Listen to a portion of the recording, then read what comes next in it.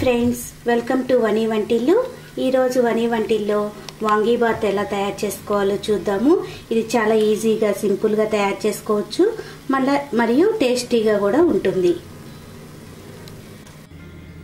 వాంగీబాత్కి కావలసిన పదార్థాలు: ఇలా 1/2 కేజీ వంకాయలు తీసుకోండి. అదేవిధంగా 1 కప్పు ఉడికించిన అన్నాన్ని తీసుకోండి.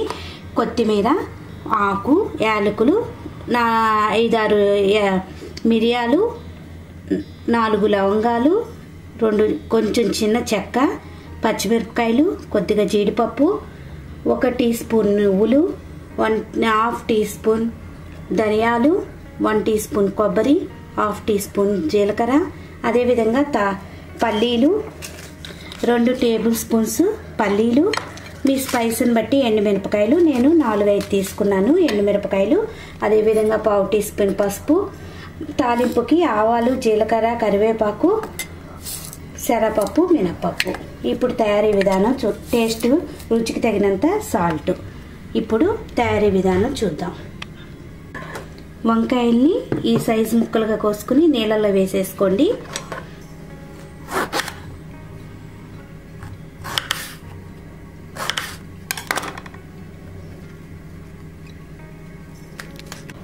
ముక్కలన్నీ ఈ విధంగా వాటర్లో వేసేసుకుని కోసుకుని ఇలా పక్కన పెట్టుకోండి. ఇప్పుడు ఒక చిన్న ప్యాన్ స్టవ్ మీద పెట్టేసేసుకుని స్టవ్ ఆన్ చేసేసుకుని దానిలో పల్లీలు, ఎండుమిరపకాయలు,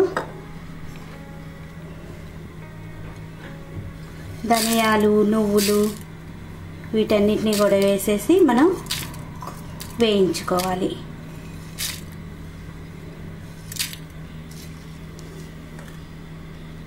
మిరియాలు, లవంగాలు, చెక్క, యాలకులు,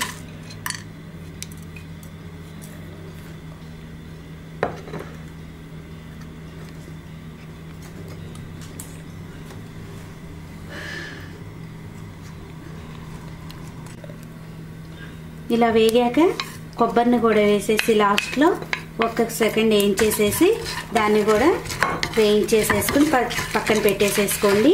చల్లారాక దీన్ని మెత్తని పౌడర్గా గ్రైండ్ చేసుకోవాలి. మిక్సీ జార్లోకి తీసుకుని మెత్తగా పౌడర్ లాగా గ్రైండ్ చేసుకుందాం. ఇప్పుడు వేరొక బాండీ పెట్టేసుకుని 3 స్పూన్లు ఆయిల్ వేసుకోండి. ఆయిల్ వేడయ్యాక బిర్యానీ ఆకు, తాలింపు దినుసులు వేసేసుకోండి.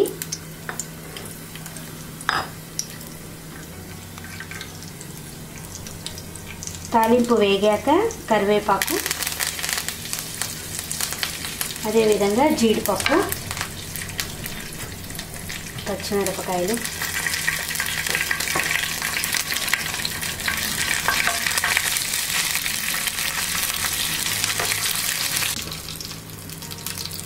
ఇప్పుడు కట్ చేసి పెట్టుకున్న వంకాయ ముక్కలు వేసేసుకోండి.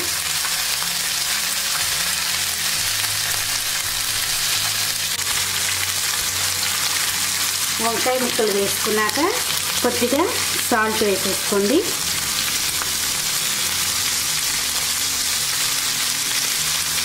అదేవిధంగా పసుపు కూడా వేసుకోవాలి.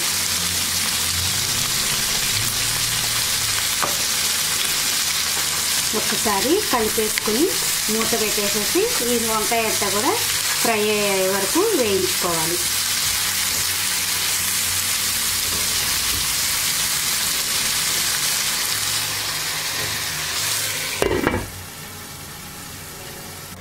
మనకి ఇప్పుడు ఇవన్నీ చల్లారిపోయినాయి కదా. ఇప్పుడు దీన్ని మెత్తని పౌడర్ లాగా గ్రైండ్ చేసుకుందాం.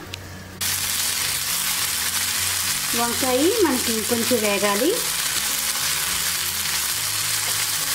ఇంకా 2 నిమిషాలు ఈ వంకాయ బాగా చక్కగా మెత్తగా ఫ్రై అయ్యే వరకు కూడా వేయించుకోవాలి. ఇప్పుడు చూసారు కదా, మనం వంకాయ ఇలా నొక్కినా కూడా చక్కగా మెత్తగా సాఫ్ట్గా అయ్యింది. ఇలా అయ్యాక ఇప్పుడు ఉడికించుకున్న రైస్ని కూడా దీనిలో వేసేసుకోవాలి.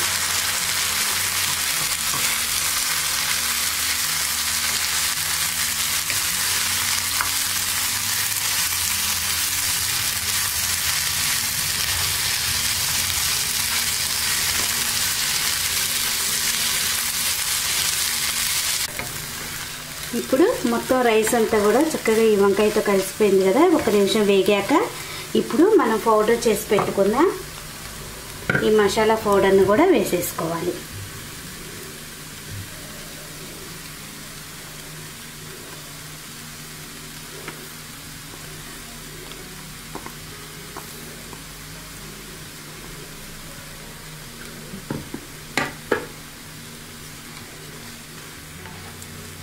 ఇప్పుడు ఈ మసాలా అంతా కూడా అన్నానికి పట్టేలా మళ్ళీ మొత్తం ఒకసారి కలిపేసుకుని ఒక్క నిమిషం వేగనివ్వండి.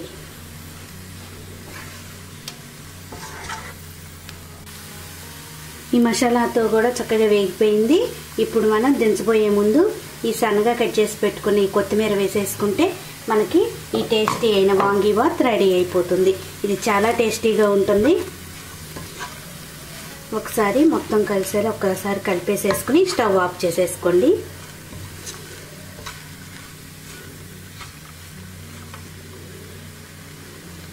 ఒకసారి టేస్ట్ చూసుకుని సాల్ట్ ఏమైనా పడితే కొంచెం సాల్ట్ని యాడ్ చేసుకోండి. చూసారు కదా, ఈ వీడియో మీకు నచ్చినట్లయితే లైక్ చేయండి, షేర్ చేయండి, కామెంట్ చేయండి. మరిన్ని వీడియోల కోసం వని వంటిల్ని సబ్స్క్రైబ్ చేసుకోండి. Thank you for watching.